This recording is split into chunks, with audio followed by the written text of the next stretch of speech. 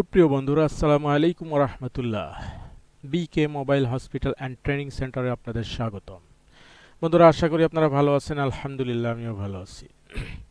আপনাদের সঙ্গে আজকে কথা বলবো স্কেমেটিক ডায়াগ্রামের ভার্সন আপডেট হয়েছে, আর এই ভার্সন আপডেট হওয়ার কারণে আপনারা যেই যেই সুবিধা এবং অসুবিধাগুলো ফেস করবেন সেইগুলো নিয়ে আলোচনা করব। বন্ধুরা, আগের বর্ণীয় স্কেমেটিক ডায়াগ্রাম ছিল লাল কালার, এবারও দিয়েছে বেগুনি কালার। চলুন এবার আমরা সামনে যাই। এইটাকে ওপেন করতে গেলে আপনারা যারা এখনও আপডেট করেননি, আপনারা পুরানো ভার্সনটাকে ওপেন করতে গেলে দেখবেন নতুন ভার্সন চাচ্ছে, আপডেট চাচ্ছে। আপডেট দিয়ে দিবেন। ওটা মেডিফায়ার, মেগা অথবা গুগল ড্রাইভ, তিনটার মধ্যে যে কোনো একটা দিয়ে আপনারা ডাউনলোড করতে পারেন। আপনারা ইচ্ছা করলে গুগল ড্রাইভে করলে একটু স্লো হয়, বাদবাকি সবগুলোতেই জোরে হবে ইনশাল্লাহ। এটাকে ইনস্টল করার পরে এটাকে স্ট্রাক্ট করার দরকার হয়। বন্ধুরা, আমরা জানি যে ডাউনলোড হওয়ার পরে এইটাকে কিন্তু আমাদেরকে স্ট্রাক্ট করতে হয়, কিন্তু স্ট্রাক্ট করতে গিয়ে যাদের এই উইনরার ভার্সনটা পুরনো তাদের কিন্তু স্ট্রাক্ট হবে না। সেক্ষেত্রে অবশ্যই উইনরারের ভার্সনটাকে আপডেট করে নেবেন। উইনরার ভার্সনটাকে, লেটেস্ট ভার্সনটাকে ইনস্টল দিয়ে নেবেন, তারপর ইনশাল্লাহ এইটা স্ট্রাক্ট হবে। অনেকেই এটা স্টার্ট হচ্ছে না বিধায় আপনারা হয়তোবা ভয়ে পড়ে যেতে পারেন যে নতুন ঈদে কি হলো, আমার কাজ আছে, কাজ করতে হবে, এর মধ্যে আবার ঝামেলা শুরু হলো ইত্যাদি ইত্যাদি। এটা ভয়ের কোনো কারণ নাই।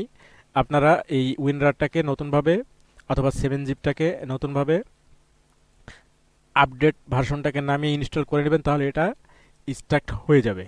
এটা স্টার্ট হয়ে গেলে এইবার এটাকে যখন ডবল ক্লিক করবেন এরকম চলে আসবে।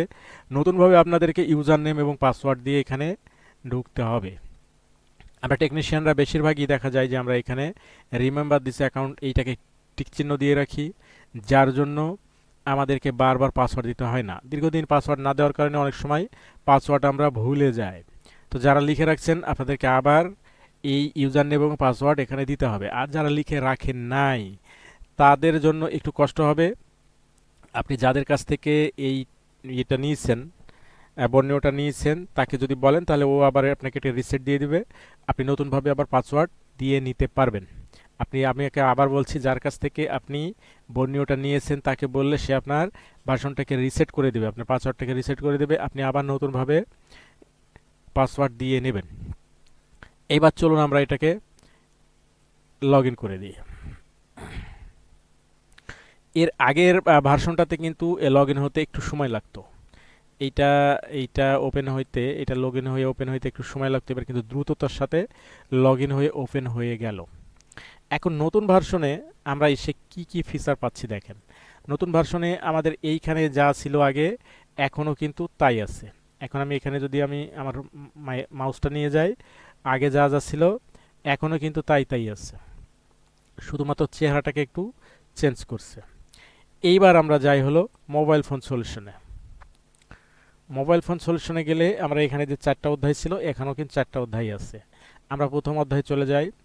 প্রথম অধ্যায়ে ঢুকে আমরা এখানে যে কোনো যদি ভার্সনে ঢুকি, এইখানে যে কোনো ব্র্যান্ডের মোবাইলে আমরা এখানে ঢুকতে পারি।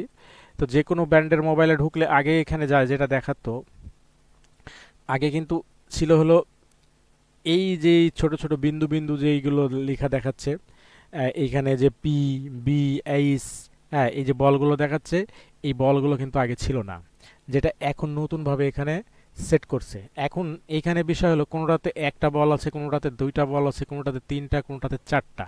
এটার কারণ কি? আগে যেমন কোনটাতে কি আছে বাইরে থেকে কোনো রকমের অনুমান করা যেত না, এটাকে সবগুলোকে ডবল ক্লিক করে করে ভিতরে গিয়ে গিয়ে দেখে আসতে হতো। এখন কিন্তু সেটা নেই, বাইরে থেকে আপনি অনুমান করতে পারবেন অধ্যায় কোনটাতে বেশি আছে, সেটাতে দেখবেন বাইরের বল বেশি আছে, যেটার অধ্যায় কম আছে সেইটাতে এই বাইরের বল কম দেওয়া আছে। তাহলে আমরা এই বাইরের বলগুলো দেখে বুঝে নেব যে ভিতরের অধ্যায় কোনটাতে বেশি এবং কোনটাতে কম। এইবার দেখে আসে ভিতরের এই অধ্যায়গুলোর মধ্যে কোনো রকমের পরিবর্তন আনছে কিনা। আমরা সর্বপ্রথম বিট ম্যাপে ঢুকি। বিট ম্যাপে ঢুকে এবার ম্যানে ঢুকি।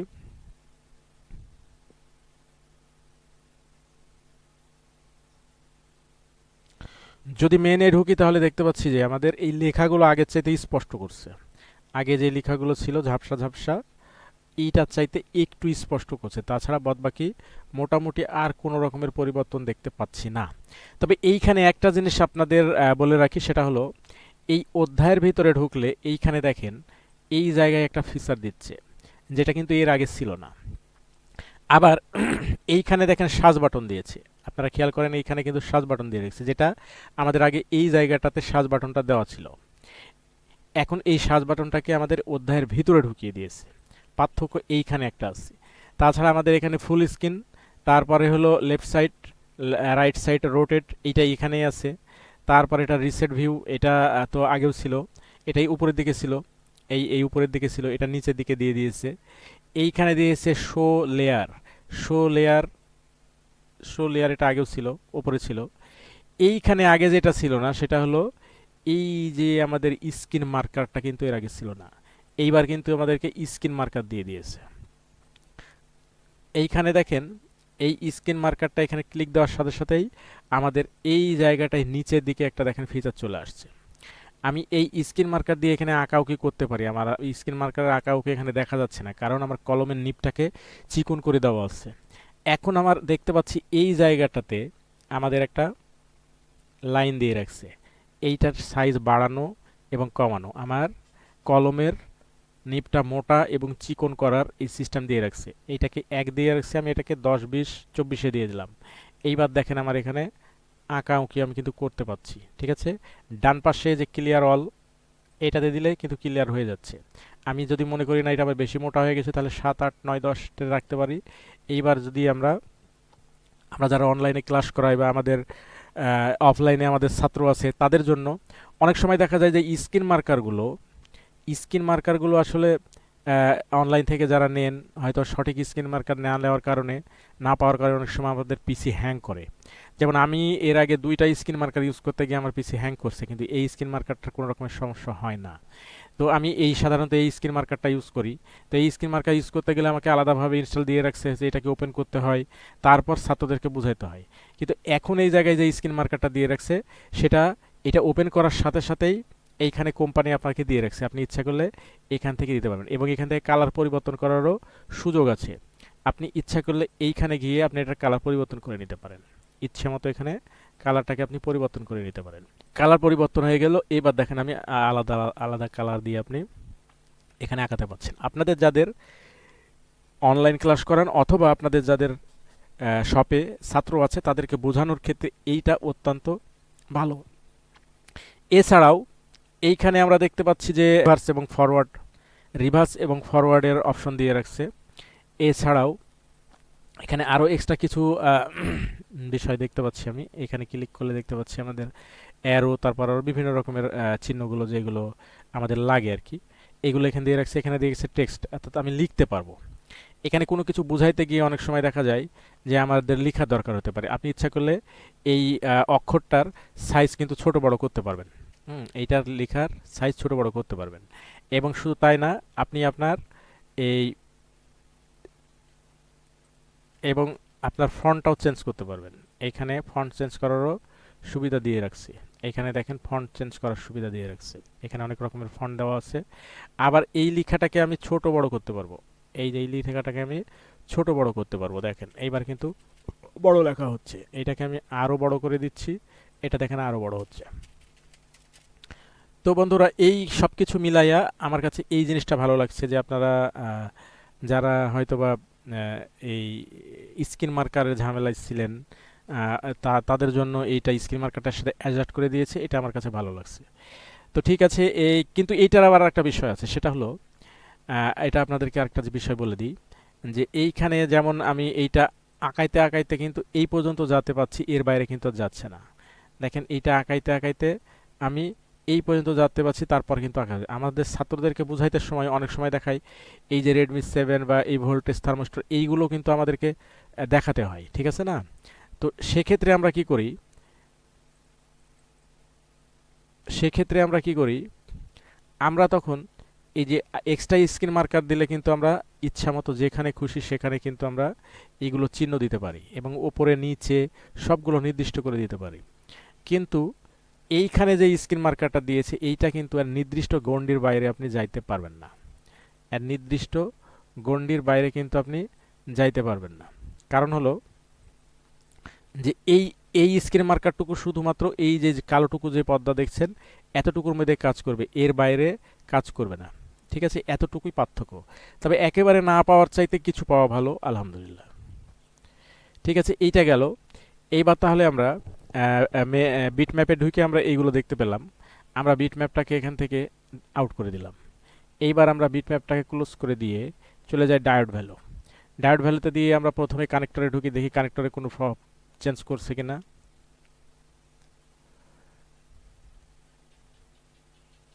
বন্ধুরা, কানেক্টরের আগে যা ছিল তাই আছে, শুধুমাত্র লেখাটাকে একটু স্পষ্ট করছে, তাছাড়া এর মধ্যে তেমন কোনো কিছু আমরা দেখতে পাচ্ছি না। এইবার চলেন আমরা আইসি অনবোর্ডে দেখে আসি।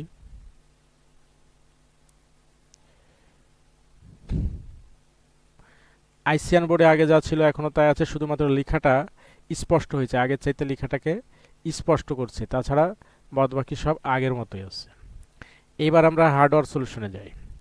বন্ধুরা, হার্ডওয়্যার সলিউশনের একটা বিষয় দেখেন, আগে কিন্তু আগের ফিউচারটাতে আমরা দেখতাম যে হার্ডওয়্যার সলিউশনে এই জায়গায় একটু সবুজ কালার করা থাকতো। একটা সবুজ কালার করা, যেটা আমাদের ছাত্রদেরকে বোঝানোর সুবিধা হতো। আমরা বলতাম যে সরাসরি সবুজ কালার মধ্যে ঢুকে যাবে, এর মধ্যে গিয়ে তুমি কম্পোনেন্টের নেম পেয়ে যাবে। কিন্তু এখন দেখা যাচ্ছে সবুজ কালারটা এখান থেকে তুলে দিয়েছে, যার জন্য এখন সরাসরি হার্ডওয়্যার সলিউশন, অর্থাৎ যারা ইংরেজিতে দুর্বল আছে তাদেরকে একটু সমস্যা হবে। আগে যখন কালার দিয়ে বুঝাইতাম, এখন ওটা হবে না। এখন এইখানে এসে যদি কম্পোনেন্ট নেমের মধ্যে আমরা যাই, তাহলে দেখি কোনো রকমের পরিবর্তন আছে কিনা। এইখানে দেখেন হার্ডওয়্যার সলিউশনের ভিতরে যা ছিল আগে এখনও তাই আছে, শুধু কম্পোনেন্ট নেম বা চার্জার। এটাকে ওপেন করে দেখি, এটা ওপেন করে দেখি ভিতরে কোনো রকমের পরিবর্তন আছে কিনা। এইখানে ভিতরে আগের চাইতে এখন কোনো রকমের পরিবর্তন নাই, আগেও যা ছিল এখনও তাই আছে। তো চলুন এইবার আমরা হার্ডওয়্যার সলিউশন থেকে বেরিয়ে যাই। এইবার এখানে আমরা স্কেমেটিক্স অ্যান্ড সার্ভিস ম্যানুয়ালে যাব, তার আগে এই দিক থেকে ঘুরে আসি। ভোল্টেজ, থার্মোস্টর, স্মার্ট বোর্ড আগে যা ছিল তাই আছে, তাহলে এইগুলোতে দরকার নাই। আমরা এবার লেআউট স্কেমেটিক্সের ভিতরে যাই। আমরা লেআউটের লেখাগুলো আগে যেমন ছিল এখনও তাই আছে। আর স্কেমেটিক্সটাকে ওপেন করি।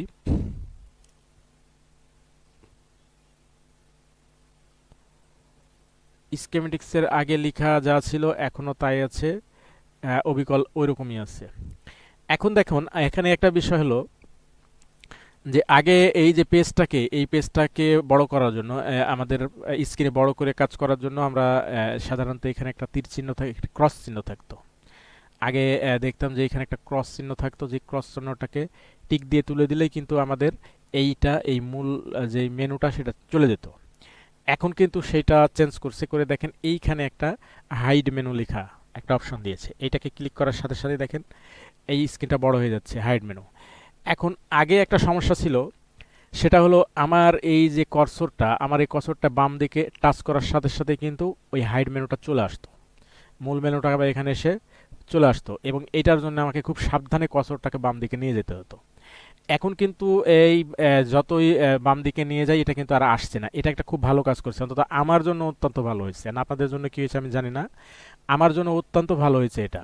কারণ এইটা অনলাইন ক্লাস করতে গিয়ে বারবার আমি দেখতাম যে আমার এই কষ্টটাকে কোনোভাবে যদি আমি একটু অসাবধানতা বাম দিকে টাচ করলে টাচকে চলে আসতো, এবং আমার ডান সাইডের স্ক্রিনটা অমনি ছোট ছোট হয়ে যেত। এখন কিন্তু সেটা নাই। এখন এইখানে যে হাইড মেনুটা, এইটাতে আবার ক্লিক দিলে চলে আসছে, আর এইটা দিলে চলে আসছে, এছাড়া আর কোনো অপশন নেই, এটা বেরিয়ে আসার কোনো অপশন নেই। এটা আমাকে অত্যন্ত পছন্দ হয়েছে আমার এটা। তবে আরেকটা জিনিস আমাদের দরকার ছিল, সেটা হলো ওপরের এই যে লেখাগুলো, এই এত কিছু লেখার দরকার ছিল না। আমরা তো ঢুকছি শাওমির মধ্যে, আমি জানি যে আমি শাওমির মধ্যে ঢুকছি। এখানে শুধুমাত্র স্কেমেটিক্স লেখাটুকু দিলে ভালো হতো, এইখানে শুধুমাত্র লেআউট লেখাটুকু দিলে ভালো হতো। তাহলে কি হতো, আমরা একসাথে অনেকগুলো পেজ এখানে ওপেন করে রাখতে পারতাম। আমাদের ছাত্রদেরকে বোঝানোর জন্য এখানে অনেকগুলো পেজ ওপেন করার প্রয়োজন হয়। তো এই এতগুলো লেখা দেওয়ার জন্য দেখা যায় 4টা 5টা পেজ ওপেন করলেই আমাদের জায়গাটা ফুরিয়ে যায়। তখন আমাদের এই যে টানে টানে এদিকে ওদিকে এই করতে আমাদের একটু কষ্ট হয়। তো এইটা যদি এর পরবর্তী ভার্সনে যদি কোম্পানি করে, তাহলে অবশ্যই আমাদের জন্য ভালো হবে। আর হলো তাহলে আমাদের এই সমস্যাটা দূর হয়ে গেল। এখন এটা চলে গেছে, এবং এইটা আবার নিয়ে আসতে হলে আমাকে এই কর্নারের এই যে শো মেনু, এইটাতে ক্লিক করলে আবার এটা শো হয়ে যাবে। এইখানে আগে সিস্টেম ছিল এটাকে ছোট বড় করা যেত, এটা এখনও আছে। এটা ছোট বড় করা যাচ্ছে। ঠিক আছে, তাহলে আমরা এইখানে হলো লেআউট এবং স্কেমেটিক্স, এই দুইটা আগে যা ছিল এখনও তাই আছে। এখন দ্বিতীয় আর একটা বিষয় আছে, সেটা হলো এইখানে যে কম্বাইন, এই কম্বাইনের সিস্টেম ছিল আগে, যেই পেজটাকে এইভাবে তুলে রাখতাম, তুলে রেখে এখানে ক্লিক দেওয়ার সাথে সাথে পেজটা কিন্তু সামনে একটা ছোট্ট পেজ চলে আসতো, এবং দ্বিতীয় আবার স্কেমেটিক্সের পরে গিয়ে এটাকে ক্লিক করার সাথে সাথে ওইটা এর সঙ্গে যুক্ত হয়ে দুইটা একসঙ্গে হয়ে যেত। কিন্তু এখন দেখেন এটার একটু সিস্টেম চেঞ্জ করছে। সেটা কি চেঞ্জ করছে? এইখানে আমরা যখন আমরা এখানে ক্লিক দিলাম, ক্লিক দেওয়ার সাথে সাথে এইখানে ক্লিক দেওয়ার সাথে সাথে কিন্তু আসছে না। এখানে যেই কয়টা পেজ আমি ওপেন করে রাখছি সেই কয়টা পেজ এই জায়গাতে এই যে চুজ ফ্রম ওপেন ফাইলের এইখানে ঢুকে এখানে দেখেন দুইটা পেজ আমি ওপেন করে রাখছি, দুইটা পেন এখানে দেখাচ্ছে। এইটাকে আবার আলাদাভাবে এইখানে ক্লিক দিতে হবে। এইটা ক্লিক দিলে তারপরে এইটাই যে ডাউনলোড হয়ে তারপর আসছে। আগে কিন্তু এটা ডাউনলোড হতো না, এটা ক্লিক দেওয়ার সাথে সাথে এখানে হাজির হয়ে যেত।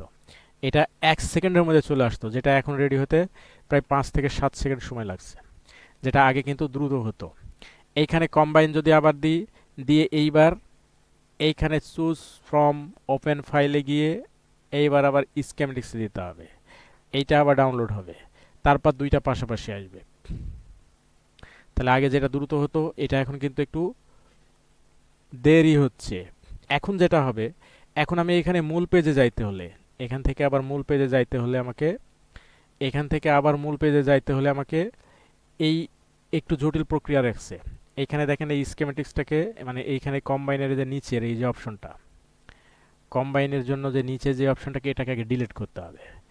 এইটাকে যদি ডিলিট করে দিই, তারপরে হলো যে এখানে লেআউট আসছে, এই লেআউটটাকে আবার ডিলিট করতে হবে। তারপর আমি অরিজিনাল জায়গায় আমি পৌঁছাইতে পারবো, আমি যেখানে ছিলাম সেই জায়গাটাতে পৌঁছাইতে পারবো।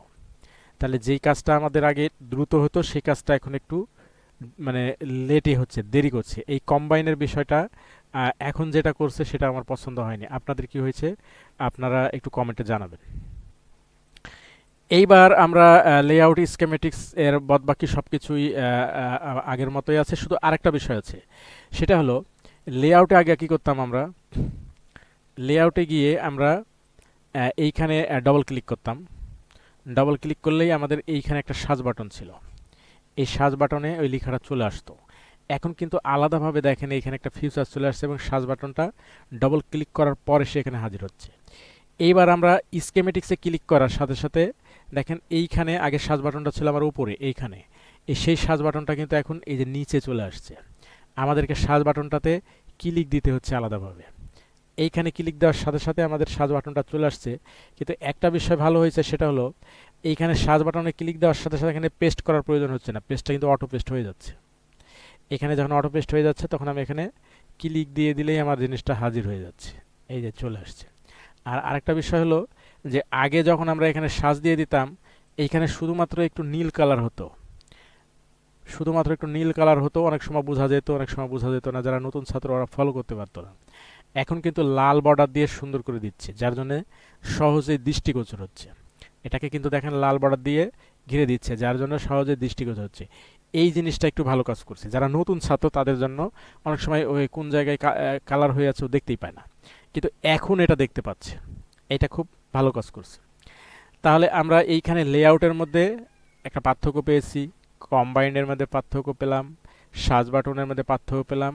আর আমার যেটা সবচেয়ে বেশি পছন্দ হয়েছে সেটা হলো এইটাকে হাইড করে দিয়ে বাম দিকে, এই যে আমার মাউসটাকে বাম দিকে যতই বাড়ি দিই এটা আসছে না, এটা আমার জন্য সবচেয়ে ভালো পছন্দ হয়েছে এবং আমার জন্য মানে সুবিধা হয়েছে। আপনাদের জন্য কেমন হয়েছে এটা আপনারা জানাবেন। তো বন্ধুরা, আজকে এখানে অনেক কথা বলে ফেললাম, ভিডিওটা অনেক লম্বা হয়ে গেল। এরপরে নতুন কোনো কিছু যদি আমার সামনে দৃষ্টিগোচর হয় তাহলে অবশ্যই আপনাদের সঙ্গে আমি পরবর্তী ভিডিওতে জানিয়ে দেবো ইনশাল্লাহ। ততক্ষণ পর্যন্ত আল্লাহ তাআলা আমাদের সবাইকে সুস্থ রাখুক, ভালো রাখুক, এবং আগামী ভিডিও পর্যন্ত আমাদের সবাইকে বাঁচিয়ে রাখুক, এবং আমরা যা শিখছি প্রতিদিন তা দিয়ে আমাদেরকে হালাল ইনকাম করার তৌফিক দান করুক। বন্ধুরা, আপনার নিজের পেশাকে কখনো ছোট মনে করবেন না। আমাদের পেশাটা অত্যন্ত ভদ্র এবং সেবামূলক পেশা। কারণ একটা কাস্টমার অত্যন্ত চিন্তিত মনেই কিন্তু আমাদের কাছে আসে, সেই চিন্তা এবং সেই দুশ্চিন্তা দূর করতে শুধুমাত্র আমরা টেকনিশিয়ানরাই পারি, অন্য কেউ পারে না। আমরা শুধুমাত্র টাকার জন্য কাজ করি না, আমরা মানুষের সেবার নিয়াতে কাজ করি। আর রুজি তো আল্লাহ তাআলা দিবে, কিন্তু নিয়াতটা থাকতে হবে আমি মানুষের সেবা করছি, ইনশাল্লাহ আপনার কোনোদিন রুজির অভাব হবে না। ঠিক আছে, আজকে এ পর্যন্তই। আসসালামু আলাইকুম আ রহমতুল্লাহি ওয়া বারাকাতুহু।